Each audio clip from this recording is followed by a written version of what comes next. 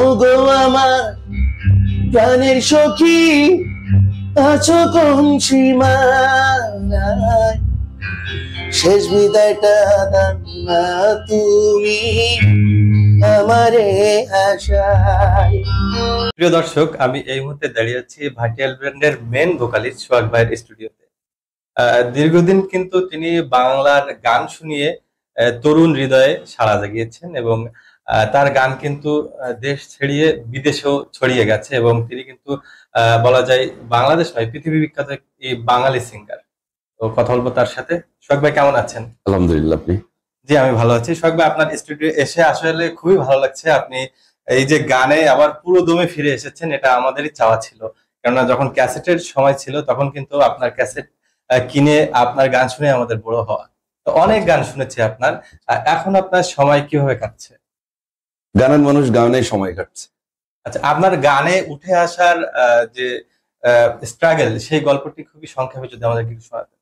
দেখেন, আমি ব্যক্তিগতভাবে বলবো, সঙ্গীত আমার নেশা নয়, পেশা। তো সময় দিতে হয় সঙ্গীতে, খুব বেশি টাইমে দেয়া পড়ে। এক কথায় বলতে গেলে সঙ্গীত নিয়ে সবসময় পড়ে থাকতে হয়। প্র্যাকটিস বলেন, নতুন গান বলেন, কম্পোজিশন বলেন, অল টাইম এটার মধ্যে থেকে যেতে হয়, যেহেতু গানের মানুষ আমরা।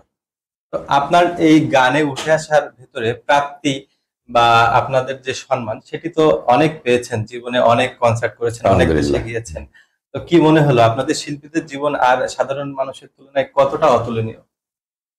দেখেন, আমরাও কিন্তু মানুষের মতো সাধারণ মানুষ।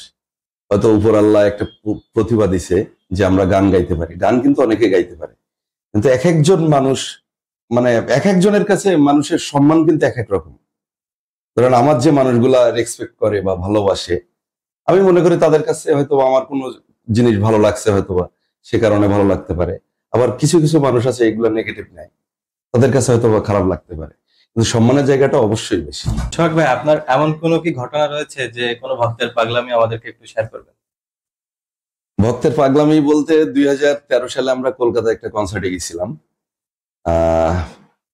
আসলে ইন্ডিয়ানরা একটু বেশি মানে বাংলা গানকে ভালোবাসে, বিশেষ করে ওয়েস্ট বেঙ্গলে যারা আছে। তো লালসারি গান মোস্ট পপুলার একটা গান, শুধু আমাদের এই পারে না, ও পারে। তো এক ভক্ত, আমরা যখন স্টেজ ছেড়ে যখন গাড়ি করে চলে আসি, ও তখন আমাদের গাড়ির পিছে পিছে চলে আসছে যে সোহাগ দা, আমাকে বাংলাদেশে নিয়ে যাও, তুমি চলে গেলে পাগল হয়ে যাবো। তো আমার সাথে যারা ছিল ওরা ওকে কোনোভাবে থামাইতে পারে নাই। পরে আমরা গাড়ি রেখে ওকে বুসপাট দিয়ে তারপরে মানে আপাতত ঠান্ডা করা হয়েছে। এরকম অনেক পাগলামি আছে, এরকম দেখা যায় স্টেজে গেলে। আসলে আপনাদের শিল্পীদের জীবনে নানা ঘটনা ঘটতে থাকে। তো আমরা দেখতে পাই যখন ক্যাসেটের যুগ থেকে আমরা ডিজিটাল যুগে এসেছি, ইউটিউব, ফেসবুক বা ইনস্টাগ্রামের মতো যুগে, এখানে এসে কিন্তু অনেক শিল্পী এই যুগের সাথে তাল না মেলাতে পারে হারিয়ে গেছে। আপনাদের মতো শিল্পী অনেকে কিন্তু হারিয়ে গিয়ে আবার কামব্যাক করেছে। তো কি মনে হয় কোন জায়গাটা ঠিক রাখতে পারলে আপনারা শিল্পীরা অর্থনৈতিকভাবে স্বাবলম্বী হবেন? দেখুন, এই বিষয়টা আমি আমার মতো করেই বলি। হারিয়ে গেছে অনেক শিল্পী, এটা আমরা আমাদের চোখের সামনে হয়েছে। একটা জিনিস কি, আসলে আগে একটা সিডি বিক্রি হইতো, একটা সম্মানী দিত কোম্পানি থেকে, মানে 10টা গানের মাস্টার দিলে একটা সম্মানী কোম্পানি থেকে দিত। ওইটা এখন চেঞ্জ হয়ে আসছে ইউটিউব প্ল্যাটফর্মে।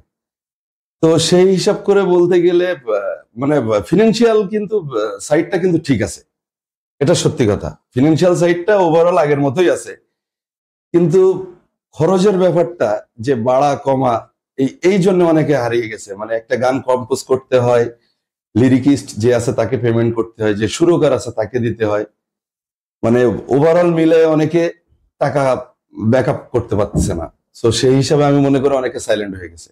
কিন্তু আমরা নিজে করি, কম্পোজ করি, টিউন করি নিজে, লিরিক্সটা বাইরের থেকে নেই। এই জন্য আমার মনে হয় যে আমরা আরো বেশ কিছুদিন আল্লাহ যদি সুস্থ রাখে চালিয়ে যেতে পারবো ইনশাল্লাহ। আপনাদের মতো যারা 15-20 বছর ক্যারিয়ার করেছেন শিল্পী বা গানের সাথে, আপনাদের অনেকেরই তো অভিযোগ উঠে আসছে, বিশেষ করে ডিজিটাল সত্ত্ব নিয়ে অনেক সমস্যা হচ্ছে। আপনারও কি এরকম কোনো সমস্যা হয়েছে এবং হলে সেটা সমাধান কিভাবে হতে পারে? দেখেন, আমার সাথে কেটি সিরিজের একটা চুক্তি ছিল 2002 থেকে 7 সাল পর্যন্ত, 5 বছরের। পরে আরো 3 বছরের একটা এগ্রিমেন্ট ছিল।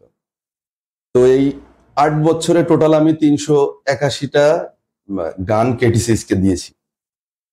তো একটা পর্যায়ে সিডি যখন শেষ হয়ে যায়, যখন মেমোরি কার্ড চলে আসে, ওই প্ল্যাটফর্মটা যখন আমরা পেয়েছি, তখন কোম্পানি এই গানের প্রতি আস্থা হারিয়ে ফেলে। তখন সে চিন্তা করে যে আসলে আমাদের মনে হয় মিউজিকে আর থাকাটা হবে না, আমাদের কোম্পানি কেটি সিরিজ ব্যবসা ক্লোজ করে। তো সেই সময় আমাদের যে গাওয়া গানগুলো আমাদেরকে না জানিয়ে সিডি জোনের কাছে হস্তান্তর করছিল। এটা অত্যন্ত দুঃখজনক যে আমাদের পরিশ্রম, আমাদের আবেগ সবকিছু এটার সাথে জড়িত।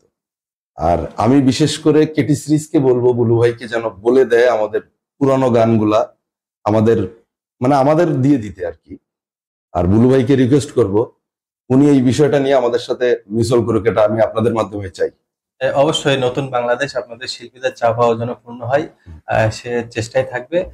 পরিশেষে আমার দর্শকদের উদ্দেশ্যে আপনার যে কোনো একটি বিখ্যাত গান যদি একটা লিরিক্স শোনাতে চান।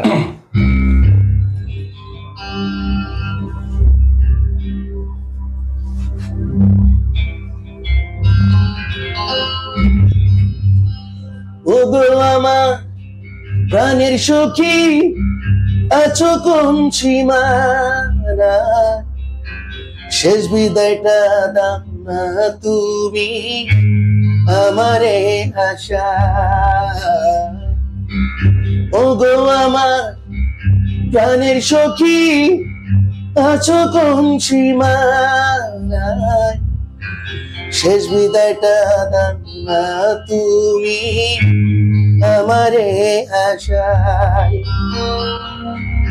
ওগো আমার প্রাণের সখী,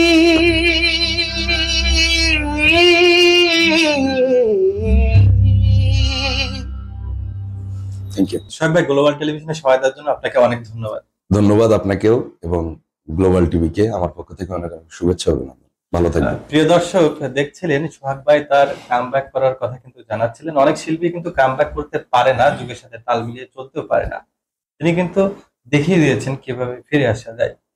এরকম নানা প্রতিবেদন নিয়ে আপনাদের সামনে হাজির থাকবো। চোখ রাখুন গ্লোবাল টেলিভিশন।